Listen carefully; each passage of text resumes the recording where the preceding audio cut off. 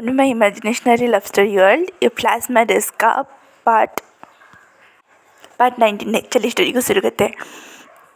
वहीं इतना छटपटा रहा था कि बांग्जे के जो बॉडी गार्ड थे वो उन्हें हार्म नहीं करना चाहते थे, इसलिए इनको बेबस कर चुके थे और उस जगह पे छोड़ दिया था जहाँ पे बांग्जी ने बोला था। उनको जब होश आया, मतलब बांग्जी उसके सामने खड़ा था, उसने परेड लगा दी थी बॉडी गार्ड्स की, भाई ये क्या क्या।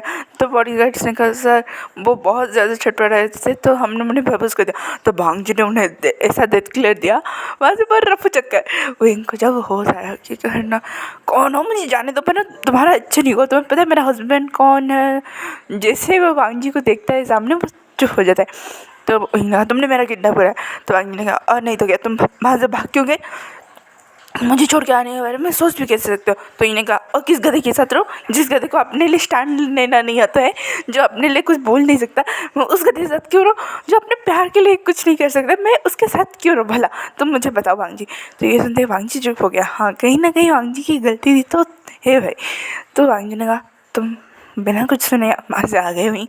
तो कहा हाँ मैं सुनता ना कि चलो हम दोनों डाइवोर्स ले लेते, हमारा डाइवोर्स हो जाता है और क्या ये चलता ना। तो बांग्जी ने कहा वहीं। तो वहीं ने कहा ओ तुम्हें अभी पता चला मेरा नाम वहीं है, कंग्रेचुलेशन। ये कहने के बाद तो छटपटा करके कहा मुझे खोलो यहाँ से। तो बांग्जी को हाँ याद आया कि इनको वो सरप्राइज़ देने आया था ना कि ऐसे टॉर्चर करने के लिए। उसने धीरे से कि इनको खोला, जैसे ही इनने खोला धड़ाक से उसके पेट में गुस्सा लगा। बांग्जी को लगा क्या स्ट्रॉन्ग है भाई मेरे बंदे का हाथ। तो इन्होंने कहा अच्छा हुआ तुम्हारे लिए। तो बांग्जी ने कहा हुई। जैसे ही उसने चुटकी बजाया वहाँ पे चारों ओर बैलून्स थे, मतलब फ्लावर्स थे, उनके पसंदीदा फ्लावर्स थे, कैंडल से डेकोरेट किया गया था। वो रूम किसी फेरी टेल से कम नहीं लग रहा था। विंग जो शॉक। तभी वहाँ पे एक स्टाफ आया केक रख के वहाँ से चला गया। तभी बांग्जी घुटनों पे बैठ के विंग को बोलता है wing will you be my husband for ever and ever, जब तक हम दोनों हैं तब तक के लिए तुम मेरे हस्बैंड बन के देख सकते हो, क्योंकि तुम्हारी छोटी छोटी चीज़ें मुझे बहुत ज़्यादा अच्छी लगने लगी, तुमने मुझे पूरा चेंज कर दिया। हाँ मैं स्टैंड नहीं ले पाता, मैं कुछ नहीं बोल पाता, मुझे कभी कुछ बोलने की ज़रूरत ही नहीं पड़ी थी, मुझे जो चाहिए था मुझे वो मिल जाता था या मैं हासिल कर लेता था।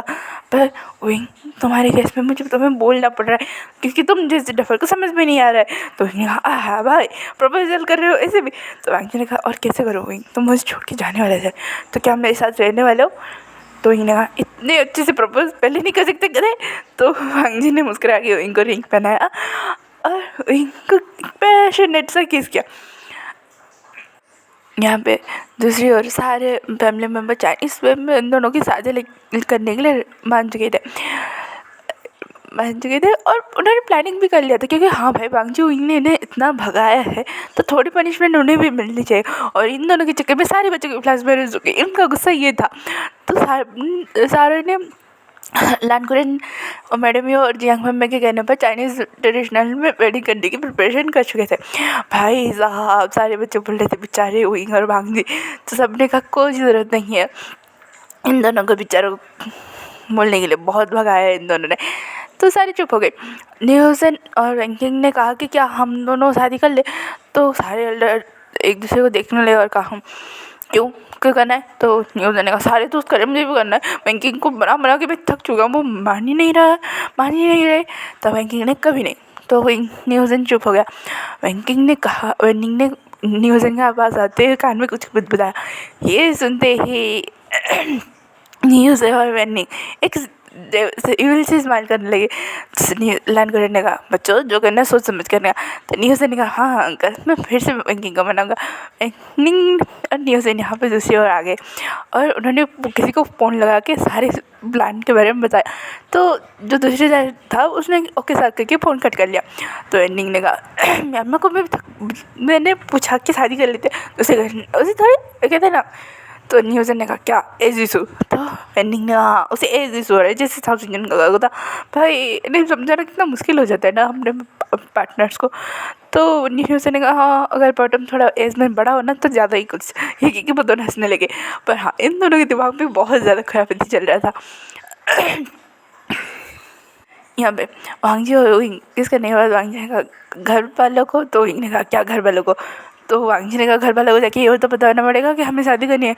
तो इन्हें कहा तो किस बात के लिए वेट कर रहे हैं। तो वांगजी ने कहा यहाँ से निकले। ये कह के बहुत दोनों हाथ में हाथ डाले वहाँ से भागे, एक लंग से लेके। बेचारे को पता ही नहीं था घर पे आके क्या बम फटने वाला है। वांगजी विंग को लेके लैंड मैंशन में आता है क्योंकि उन्हें पता है कि वहीं पे ही सारे हो गए। तो आदमी के बाद ही वो विंग को गोद में लेके आ रहा था।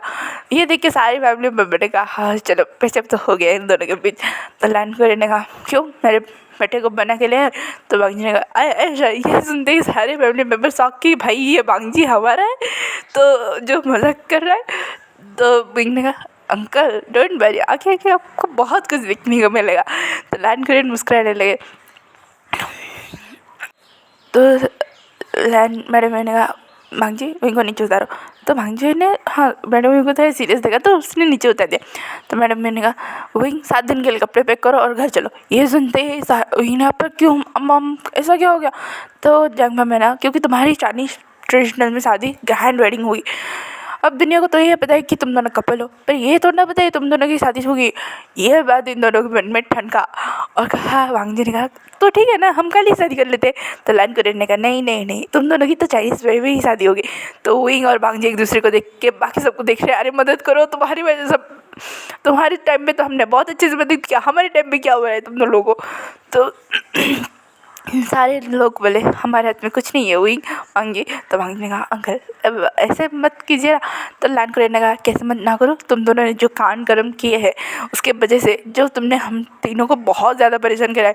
पता है जिस दिन हम तीनों को पता चला कि तुम दोनों ने शादी कर ली है, तुम दोनों पार्टनर्स हो, भाई हमारी हालत देखने लायक थी। तो वांगजी और विंग को याद आता है हाँ भाई सच में उन तीनों की हालत देखने लायक थी, ऐसा लग रहा था कि तीनों को हॉस्पिटल ले जाना पड़े।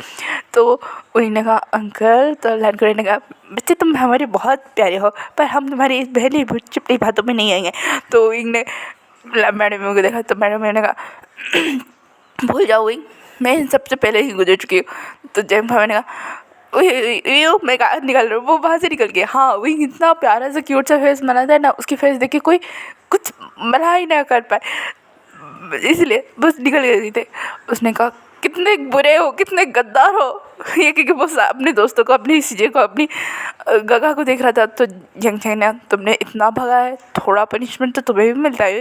वही ने कहा जंगचैंग तुम्हें तो मैं छोड़ गया नहीं, एक बार बेबी आ जाओ उसके साथ मिलके मैं तुम्हारी चटनी बना दूंगा। तो जंगचैंग ने हाँ हाँ हाँ देखेंगे। तो विंग ने कहा देखो तुम प्यारे से गोल मटल से बहुत दूर से लगोगे। तो जंगचैंग ने कहा विंग। तो इन्हें कहा क्या मुझे ये भी नहीं बोल सकती, तुम्हें भी इस सब से गुजरना पड़ेगा। I am not a special male. ये क्योंकि विंग नचने लगा था। वांगजी सोच रहा था इस गधे को शादी करने के लिए चाइनीज ट्रेडिशनल में रहना पड़ेगा, अब इसे ये सब सूझ रहा है। तो वांगजी ने कहा कि इसका कुछ नहीं हो सकता है। तो इन्हें देखना तुम्हारी गोल गोल जब तुम्हें पसंद मोटे हो जाओगे ना तब तुम्हें सिचन का छोड़ देंगे। ये सुनते ही जंगचैंग ने सिचन को देखा। तो सिचन ने कहा जंगचैंग मैं ऐसा कुछ नहीं करने वाला हूँ। जंगचैंग सिचन तुम ऐसा करने वाले हो ये कह के जंगचैंग रोने लगा। तो यान ने कहा विंग विंग ने कहा क्या चीज़ आप भी तो। तभी उसने जिंगचैंग को देखा। जिंगचैंग ने कहा यान ने भाई मैं ऐसा कुछ करने वाला ही नहीं, तुम तो प्यारी सी लगोगी क्यूट लगोगी। तो यान ने कहा क्यूट लगेगी ब्यूटीफुल नहीं। तो ये सुनने के बाद जिंदा हाँ हाँ तुम क्यूट और ब्यूटीफुल दोनों लगोगे। तो यानी ने कहा सिक्सी नहीं तुम सब मर्द एक जात के हो। ये कि वो जिससे गुस्सा आ गया क्योंकि हाँ भाई इनको पता है कि प्रेगनेंसी में मूड स्विंग का लेवल कुछ अलग ही होता है। उसने 1 महीने में देखा है कि हाँ जंगचैंग यानी सोचे कैसे अपने मतलब उनके मूड्स कैसे स्विंग होते हैं।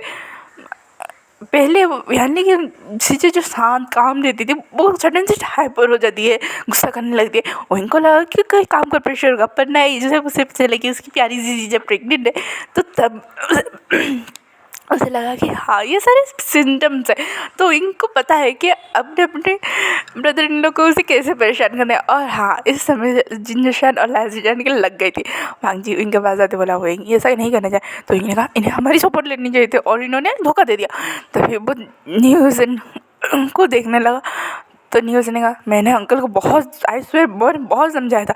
तो हाँ विंग ने हाँ वैसे जैसे तुमने विंकिंग से पहले किसी और को समझाया।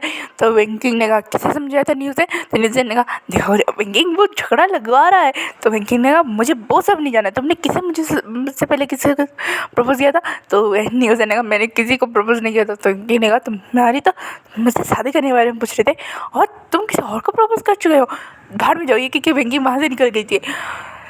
तो ये सुनने के बाद न्यूज़ ने कहा विंग ये क्या किया तुमने। तो विंग ने क्या किया, तुम लोगों को ऐसे ही होनी चाहिए, अपने अपने पार्टनर से कुटाई मिलनी चाहिए। वहाँ से मैम ने कहा तुम भी ना। तो विंग ने कहा वेनिंग ने आपको कुछ नहीं बताया ना मैम मैसेज है। तो ये सुने मैम ने कहा वेनिंग को क्या बताना था। वेनिंग ने कहा विंग देखो मैं पूरा साफ बच्चा हूँ, मेरे बारे में तुम कुछ बोल नहीं सकते। तो मैम ने कहा विंग बताओ। तो विंग ने कहा आपको नहीं पता क्या हमारी कॉलेज की जो हमारी क्लास की फ्रेशर्स है उसे लाइन मार रही है, उसे चॉकलेट भेज रही है, उसे गुलदस्ते वो सारे। तो मैम को याद आता है कि हाँ वेनिंग ने 2-4 बार चॉकलेट और गुलदस्ते को डस्टबिन में फेंका था कि ये ख़राब हो जाए। तो मैम ने कहा वेनिंग। तो वेनिंग ने मैम वो इम्पोर्टेंट नहीं है। तो मैंने कहा मैं तुमसे पढ़ी हूँ इसीलिए तुम मुझे ऐसे करोगी, ये कह के वो रोड के चली गई। तो एंडिंग ने कहा वही ने कहा वही क्या तुम्हारी प्लानिंग के बारे में मुझे पता नहीं चला, आते वक्त सारी खबर है, अगर जो चाहते वो हो ना तो जाके मैम को बता। ये कहने के बाद एंडिंग ना वही तुम्हारे सच में कुछ नहीं होता, ये कह के वो वहाँ से निकल गया। सुया अगर साउसिन जाने का वही तुम सुधर जाओ। तो सुयांग को देखते हुए विंग ने कहा तुम्हारे बारे में कुछ बता भी नहीं सकता हूँ क्योंकि हमने पूरी क्या कहते हैं पूरी खोल के रखी है तुम्हारी बुक। तो साउसिन पर प्राउड हो गया। तो विंग ने कहा हाँ हाँ प्राउड हो लो, क्या आ जाता है। वैसे साउसिन गया आपने सुयांग को बताया कि नहीं आप स्पेशल में लो। ये सुनते सुयांग ने कहा क्या सच में साउसिन। तो साउसिन ने कहा लेकिन बेटे तुम्हें याद नहीं। तो साउयांग ने कहा नहीं बिल्कुल याद नहीं। चलो ये क्योंकि वो साउसिन को उठाने लगा। तो साउसिन ने कहा तो ने कहा बेबीज के लिए बाय बाय। और जब मैं साउसिन का विंग ये कहने के बाद वो वहाँ से सुयांग साउसिन को लेके चला गया था। वांग ने कहा तुमने सच में सबकी वाट लगा दी। तो विंग ने कहा और लगा नहीं चाहिए, मैं कल मॉम डैड का क्या करूँ। वांग ने विंग के फॉरहेड पे किस किया और कहा हम जो होगा अच्छा होगा। तो इन्हें हाँ हाँ तुम्हारे लिए जो होगा अच्छा होगा। आइंदा 7 दिनों के अंदर अगर तुमने मुझे अपना शक्ल दिखाया ना वांग जी, मैं कह रहा हूँ मैं तुम्हें टांगे तोड़ दूंगा। ये कह के वो वांग जी के पास आया, उसे एक मतलब सेड्यूस वे में उसे किस किया। और वांग जी जैसे ही कुछ आगे करने वाला था वो पिछड़ गया और कहा बाय बाय लान वांग जी। ये क्योंकि वो वहाँ से चला गया। वांग जी बोला ये क्या था, ये हर बार का क्या है। दो विंग पीछे से बोला बेचारा कुछ कर भी नहीं सकता है। ये कि विंग बाजी सच पे बड़ी भी हो जाएगी वैसे ही निकल चुका था। वांग जी अपने स्टडी रूम में आके अपने असिस्टेंट को देखते कॉल करता है कि कैसी मैरिज के अरेंजमेंट हो रही है। क्योंकि हाँ उसे पता है कि अंकल ने सारी तैयारी किया है, पर हाँ उसे जानना है कि कहाँ तक अरेंजमेंट बन गए। तो उसके असिस्टेंट जो थे दूसरे वाले उन्होंने उसे इन्फॉर्म कर दिया। तो वांग जी ने कुछ बोला उस असिस्टेंट को और वो असिस्टेंट काम पे लग गया। और वांग जी ने कहा तुम्हें लगता है वही पर कुछ नहीं कर सकता, तुम्हें ये तो महंगा पड़ेगा। क्योंकि हाँ भाई उसने वांग जी के बॉटम लाइन को विंग ने क्रॉस कर लिया था। विंग ने इतना टेस्ट किया है इन 2 हफ्तों के अंदर कि हाँ वांग जी पूरा हैराउस हो चुका था।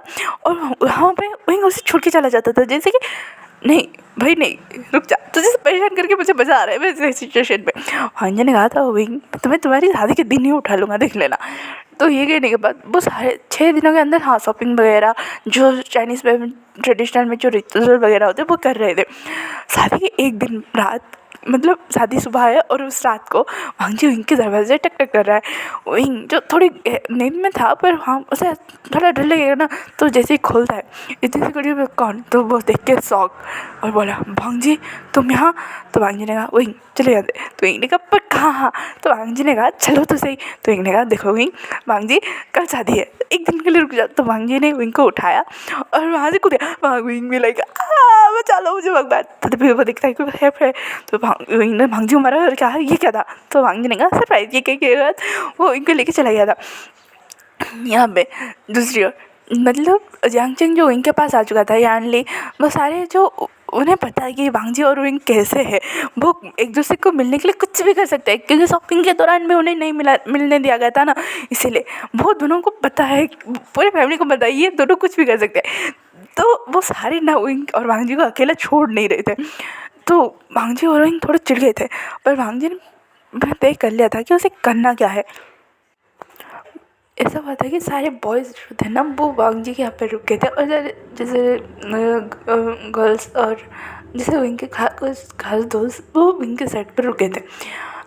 सुयांग, वेन्नी, न्यूज़न, वेन्नी, म्या म्या, यानली, वेंकिंग, ये सारे विंग के थे। और हाउसिंग चैन, लांजी चैन, जियांग चैंग विंग यहाँ मन पहले से ही चला गया था। जब उसने पता चला कि हाँ अंक सारी चीज़ें सिखानी जाननी पड़ेगी, वो वहाँ पे ही चला गया था।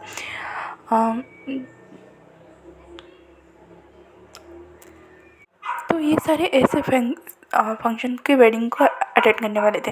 पर हाँ, जब मतलब रात बताए ना वो 50-50 हो जाता है कि हाँ उन्हें पता है कि ये दो जो है इनके ब्राइड एंड ग्रूम वो कभी भी कहीं पे भी भाग सकते हैं एक दूसरे को मिलने के लिए, इसलिए 24 घंटे उनके साथ लगे रहते थे। वहीं परेशान हो गया था, पर बहुत सारे रिचुअल्स में बहुत सारे एंजॉय कर रहा था, तो वो माइंड नहीं कर रहा था। हाँ, वैसे इतना था कि वो वांगजी से बात भी नहीं कर पा रहा था। हाँ, इससे विंग और वांगजी को थोड़ी सी परेशानी हो रही थी। वो दोनों एक दूसरे को बहुत ज़्यादा मिस कर रहे थे, क्योंकि हाँ भाई पता चला है वो प्यार करते, और जब प्यार करने लगे तो वो अंकल के वजह से दूर लेने लगे। अब फैमिली मेम्बर्स को पता है, सबको पता है, फिर भी वो पास नहीं रह पा, तो इन दोनों का ना मुँह जैसे ऊपर ही गया था। तो वांगजी जो चुपचे से बात है लांजी चैन और साउथ इंजन से भाग के वो विंग को लेने आया था। विंग ने कहा पीछे देखो, तो वो देख रहा था कि भाई सारे सच में गार्ड बन के उसके पास खड़े थे। तो वांगजी ने कहा चलो यहाँ से, ये क्योंकि वो विंग को लेके कूद गया था। इन्हें कहा वांगजी कल शादी है। तो वांगजी ने कहा और मुझे तुम्हारे साथ टाइम स्पेंड करना है। 6 दिन हो गए विंग। तो विंग ने कहा और मुझे भी। ये क्योंकि वांगजी विंग को वो सरप्राइज जगह पे दिखाने नहीं गया कि उसने मैरिज के बाद क्या प्लान करने लगा है। तो विंग ने कहा वाह कितना प्यारा है। तो वांगजी ने तुम्हें पसंद आया। तो विंग ने कहा हाँ बिल्कुल। ये क्योंकि वो वांगजी को देखने लगा। भाई इस समय इन्होंने 6 दिनों से एक साथ एक दूसरे से बात नहीं की, उन्हें देखा नहीं, उनके सारे फीलिंग्स एक साथ उमड़ रहे थे। विंग जो वांगजी के पास आया और उसे किस करने लगा, और जैसे पीछे हटने वाला था, इस बार वांगजी ने विंग को जाने ही नहीं दिया। उसने विंग के कमर से पकड़ा, उसे अपने ऊपर बिठाया और विंग को पैशनेटली किस करने लगा। उसके बाद वांगजी विंग को लेके पेट पे बैठ गया। तो इन्हें कहा वांगजी। तो वांगजी ने आई वांट यू। ये कहने के बाद वो विंग को किस करने लगा। उसकी जॉ लाइन, उसके नेक एरिया, उसके आइटम एप्पल, उसने उसके शर्ट को निकाल दिया था। विंग ने नाइट सूट वेयर किया था ना, उसे निकाल दिया था। उसके कॉलर बंद दिख रहे थे, उसकी चेस्ट एरिया। अब वांगजी नहीं रुक रहा था, वहाँ पर अपनी लब बाइट किस सब कुछ छोड़ रहा था। और उन्होंने वांगजी ने अपने भी कपड़े उतारे और विंग का अंदर इंसर्ट हो गया। वही विंग की जो चीख निकली। वांगजी ने विंग की वर्जिनिटी ले ली थी। उसके फेस पे एक प्राउड स्माइल थी। वांगजी को ऐसे देख के मुस्कुराया था। अरे कह रहा था आई लव यू फ्रेंड वांगजी। तो वांगजी ने कहा आई लव यू। ये कहने के बाद वहाँ पे उस कमरे में उन दोनों के मॉर्निंग के साउंड्स और ग्राउलिंग के साउंड ही सुनाई दे रहे थे, और विंग के मुझे से वांगजी, लांजन, ये सारे साउंड सुनाई दे रहे थे। ये दोनों पूरी रात लगे पड़े थे। उन्हें याद नहीं था कि भाई कल उनकी शादी है। वो भूल चुके थे इस प्यार भरे माहौल में, वो भूल चुके थे कि कल उनकी शादी है। पूरे 2 या 3 बजे के आसपास वो दोनों रुके थे और वहीं पे थक के सो गए थे।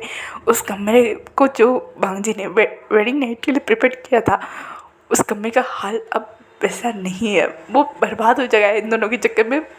मतलब पता चल रहा था कि ये दोनों कितने वाइल्ड थे। वो वहीं पे सो गए थे। मॉर्निंग दूसरी सुबह सारे बच्चे जब इनको ढूंढते हैं, भाई विंग नहीं मिल रहा है। यहाँ पे दूसरी ओर लान फैमिली ने भी जब न्यूज़न और वेनिंग गए थे इस बारे में पता नहीं मतलब जानने के लिए कि वांगजी भी है यहाँ पर नहीं है। तो उन्हें भी पता चला कि भाई साहब वांगजी भी गायब है। ये सारे बच्चे परेशान। अगर ये बात कोरियन अंकल और मैडम यू फैमिली को पता चला कि भाई वांगजी और विंग दोनों गायब है, इतनी सख्त निगरानी के बाद इनके भरोसे उन दोनों को छोड़ा गया था, तो भाई क्या होगा क्या होगा। वो बस सोचे जा रहे थे कि क्या करेंगे। तो तभी लास्ट जन और साउथ इंजन ने वेनिंग और न्यूजन को देखा। तो न्यूजन का काका क्या हुआ है, आप दोनों हमें ऐसे कहते कि पक्का हमारी इसमें कोई गलती नहीं है। तो लांच जीजा ने कहा वेनिंग ये कपड़े पहन के रेडी हो जा। ये सुनने के बाद वेनिंग ने कहा क्या? तो लांच जीजा ने कहा वेनिंग देखो अभी हमारे पास वक्त नहीं है, वैसे भी तुम मतलब सुनो तो न्यूज़न ने कहा हाँ वेनिंग रेडी हो जाओ, बस कपड़े पहन के तो रेडी होना है। तो वेनिंग ने कहा पागल हो गए हो न्यूज़न। तो न्यूज़न ने कहा वेनिंग देखो तो न्यूज़ ने जब ये बोलने वाले वेनिंग ने कहा वो विंग होगा, विंग तो है ही नहीं। तो सबने कहा हाँ विंग तो है ही नहीं। ये सुनने के बाद उन्होंने कहा म्या म्या। ये सुनने के बाद वेनिंग का भाई यहाँ पे हम प्लानिंग कर रहे थे कैसे और हो क्या रहा है। तो लाइफ जाने का मतलब तो वेनिंग ने सारी बातें बताई थी कि न्यूज़ एंड और वेनिंग ने क्या क्या प्लान किया था। तो विंग के ये इसमें सुनिए नाच जी का ग्रे मैम को फ़ोन करो। तो ये सुनने के बाद मैम ने कहा क्या बिल्कुल नहीं ऐसा हो ही नहीं सकता। तो सब ने कहा अगर घर वालों को पता चला ना बहुत बड़ा कांड हो जाएगा, कांड क्या घर से निकाल देंगे हमें। और भांजी और विंग के बारे में सोचो कि हाँ उन्हें मज़ा तो आ रहा था कि विंग और भांजी को परेशान करिए, पर हाँ उन्हें भी पता है कि वो लोग गलत कर रहे हैं। तो मैंने कहा क्या सच में? तो मैनिंग ने कहा मान भी जाओ मैम। तो इसके बाद क्या था मैम और वेनिंग चाइनीज़ अटायर में रेडी हो चुके थे। पर वो जब लैंड करे इनके गुस्से के बारे में सोचे तो भाई साहब मैम वेनिंग को एक साथ डर लग गया। तो मैम ने कहा वेनिंग मुझसे नहीं होगा। तो वेनिंग ने मुझसे भी नहीं होगा, मुझे अंकल कुरिन के गुस्से को याद करके। तो मैम ने कहा तो क्या? तो वेनिंग ने कहा भाग जाते। तो ये सुनने के बाद वेनिंग मैम ने कहा मुझे भी यही लगता है ये क्योंकि वो दोनों वेन्यू से गायब। अब पूरे last season south Indian Suyang वेनिंग सरीनी Hussain ma'am sorry banking और जिंजर सन और यानली सारे ढूंढ रहे कि भाई ये दोनों कहाँ गायब हो गए। ओरिजिनल ब्राइड और ग्रूम तो यहाँ पे गायब थे ही थे और ये दोनों भी गायब हो गए। अब क्या? तो तभी सारे न्यूज़न और वैंकी को देखने लगे। तो दोनों ने कहा बिल्कुल नहीं हमें अंकल करें और मैम मैडम यू सारे गुस्से के बारे में बताए। तो सबने कहा प्लीज़ मान जाओ। तो ये कहने के बाद वो दोनों रेडी होके बैठ गए। अब ये दोनों भाग नहीं सकते क्योंकि भाई इस समय के लिए उन दोनों को घाट पे रख गया था। यानली वैंकी को घाट करी थी, जिंजुशन और न्यूज़ इनको उन्होंने कहा क्या लाइव है।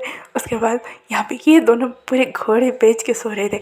तब होटल के स्टाफ ने आके उन्हें मतलब उस रूम को दोबारा चेक करने के लिए बुलाया था। और भाई उसने जब जो नज़ारा देखा वो धड़ाक से वहाँ से भाग गया। उस डोर ओपन और शट के साउंड में ये दोनों की आँखें खुली और तभी वांगजी और विंग एक साथ एक दूसरे को किस करके गुड मॉर्निंग बोले। तभी उन दोनों को हिट हुआ कि इनके साथ है। तो वांगजी ने कहा भागो विंग। तो विंग जो कह रहा था मैं भागने के लायक भी नहीं हुई लांजान। तो वांगजी ने विंग को प्रेशर अप कराया। उसने सोच लिया था कि नहीं अब जो होगा होगा, यहाँ से ही ये दोनों मैरिज वेन्यू के लिए निकलेंगे। यहाँ पे घर वालों ने जब बोला कि इन दोनों मतलब ब्राइड एंड ग्रूम को लेके आओ, मतलब सॉरी ग्रूम्स एंड ग्रूम को लेके आओ। वैंकिंग और न्यूज़ एंड भी लाइक बात डालो आज तो मैं सिली पे चढ़ गया। और यहाँ पे म्याम्या वर्निंग जो कार में तो थे भाग के आ गए थे एक साथ, पर उनका मुँह भी थोड़ा उतर गया था कि हमने ये सही नहीं किया, सबको परेशानी में डाल दिया। और यहाँ पे वांगजी जो इनको रेडी कर मतलब वहीं पे होटल रूम में सोच रही थी कि अब क्या। तो आज का पार्ट यहीं पे खत्म होता है, फिर मिलेंगे कल के पार्ट में। Thank you for watching. Comment करो, लाइक करो, शेयर करो। Thanks for watching. Bye bye cuties and स्वीटीज।